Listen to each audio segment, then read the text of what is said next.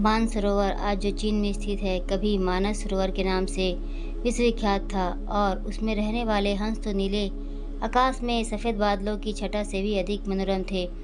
उनके कलरव सुंदर नर्तकियों की नुपुर ध्वनियों से भी अधिक सुमधुर थे। उन्हीं सफ़ेद हंसों के बीच दो स्वर्ण हंस भी रहते थे। दोनों हंस बिल्कुल ऐसे एक जैसे दिखते थे और दोनों का आकार भी अन्य हंसों की तुलना में थोड़ा बड़ा था। दोनों समान रूप से गुणवान और शीलवान भी थे। फर्क तो बस इतना कि उनमें एक राजा था और दूसरा उसका वफादार सेनापति। राजा का नाम धृतराष्ट्र था और सेनापति का नाम सुमुख। दोनों हंसों की चर्चा देवों, नागों, यक्षों और विद्याधर ललनाओं के बीच अक्सर हुआ करती थी।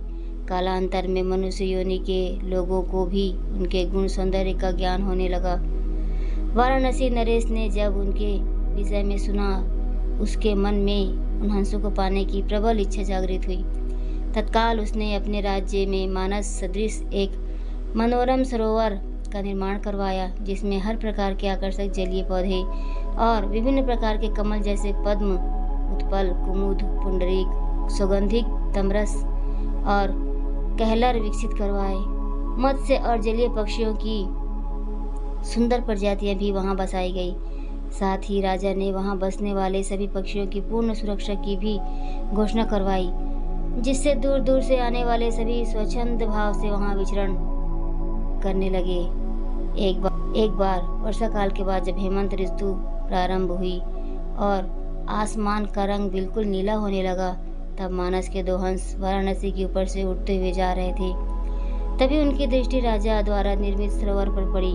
सरोवर की सुंदरता और उसमें तैरते रमणीक पक्षियों की स्वच्छंदता उन्हें सहज ही आकर्षित कर गई। तत्काल वे नीचे उतर गए और महीनों तक वहां की सुरक्षा, सुंदरता और स्वच्छंदता का आनंद लेते रहे। अंततोगत्वा वर्षा के ऋतु के प्रारंभ होने से पूर्व वे फिर मानस को प्रस्थान कर गए।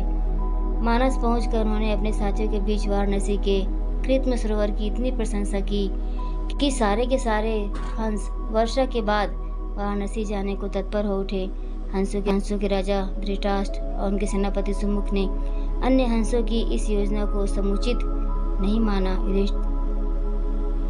धृतराष्ट्र ने उनके प्रस्ताव का अनुमोदन न करते हुए यह कहा कि पंछी और जानवरों की एक प्रवृत्ति होती है, वे अपनी संवेदनाओं को अपनी चीखों से प्रकट करते हैं, किंतु जंतु जो कहलाता है मानव बड़ी चतुराई से करता है। अब अपनी भंगिमाओं को प्रस्तुत जो होता है उनके भावों के ठीक विपरीत।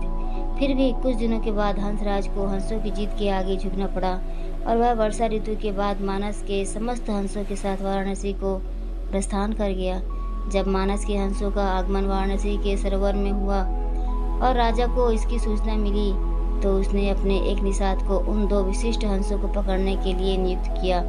एक दिन युधिष्ठिर जब सरोवर की तट पर स्वच्छंद भ्रमण करता रहा, तभी उसके पैर निषाद द्वारा बिछाए गए जाल पर पड़ गए। अपने पकड़े जाने की चिंता छोड़ उसने अपनी तीव्र चीखों से अपने साथी हंसों को तत्काल वहां से प्रस्थान करने को कहा, जिससे मानस के सारे हंस वहां से क्षण मात्र में अंतर्ध्यान हो गए। रह गया तो केवल उसका एकमात्र वफादार हमसक सेनापति सुमुख। हंसराज ने अपने सेनापति को भी उड़ जाने की आज्ञा दी, मगर वह दृढ़ता के साथ अपने राजा के पास ही जीना मरना उचित समझा। निषाद जब उन हंसों के करीब पहुंचा तो वह आश्चर्यचकित रह गया, क्योंकि पकड़ा तो उसने एक ही हंस था, फिर भी दूसरा उसके सामने निर्भीक खड़ा था। निषाद ने जब दूसरे हंस से इसका कारण पूछा तो वह और भी चकित हो गया, क्योंकि दूसरे हंस ने उसे यह बताया कि उसके जीवन से बढ़कर उसकी वफादारी और स्वामी भक्ति है। एक पक्षी के मुख से ऐसी बात सुनकर निषाद का हृदय परिवर्तन हो गया। वह एक मानव था, किंतु मानव धर्म के लिए वफादार नहीं था। उसने हिंसा का मार्ग अपनाया था और प्राण अतिपात से अपना जीवन निर्वाह करता था। शीघ्र ही उस निषाद ने अपनी जागृति मानवता के प्रभाव में आकर दोनों ही हंसों को मुक्त कर दिया। दोनों हंस कोई साधारण हंस तो थे नहीं। उन्होंने अपनी दूरदृष्टि से यह जान लिया था कि निषाद निसंदेह राजा के कोप का भागी बनेगा। अगर निषाद ने उनकी जान बख्शी भी तो उन्हें भी निषाद की जान बचानी थी। अतः तत्काल वे निषाद के कंधे पर सवार हो गए और उसे राजा के पास चलने को कहा। निषाद के कंधों पर सवार जब वे दोनों हंस राज दरबार पहुंचे तो समस्त दरबारी गण चकित हो गए। जिन हंसों को पकड़ने के लिए राजा ने इतना प्रयत्न किया था वे स्वयं ही उसके पास आ गए थे। विस्मित राजा ने जब उनकी कहानी सुनी तो उसने तत्काल ही निषाद को राजदंड से मुक्त कर पुरस्कृत किया। उसने फिर ज्ञानी हंसों को आतिथ्य प्रदान किया तथा उनकी देशनाओं को राज दरबार में सादर सुनता रहा। इस प्रकार कुछ दिनों तक राजा का आतिथ्य स्वीकार कर दोनों ही हंस पुनः मानस को वापस लौट गए। दोस्तों, वफादारी और सत्यनिष्ठा किसी भी बड़े से बड़े निष्ठुर व्यक्ति को भी दयालु बना देती है। अतः आप भी कोशिश करें कि हमेशा वफादार रहें, चाहे वह अपने घर हो, रिश्तेदार हो, चाहे वो आपके काम से संबंधित हो, कुछ भी हो, हमेशा वफादार बने रहें और अपने कार्य ईमानदारी से करते रहें। धन्यवाद दोस्तों। अगर आपको मेरी वीडियो अच्छी लगी हो तो कृपया मेरे चैनल को सपोर्ट कीजिए लाइक सब्सक्राइब करके और बेल आइकन को जरूर प्रेस कर लेना दोस्तों, ताकि मेरे आने वाले वीडियोज़ की नोटिफिकेशन आपको आसानी से मिल सके। धन्यवाद दोस्तों।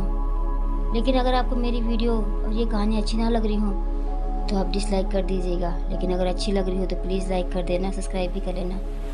Thank you so much.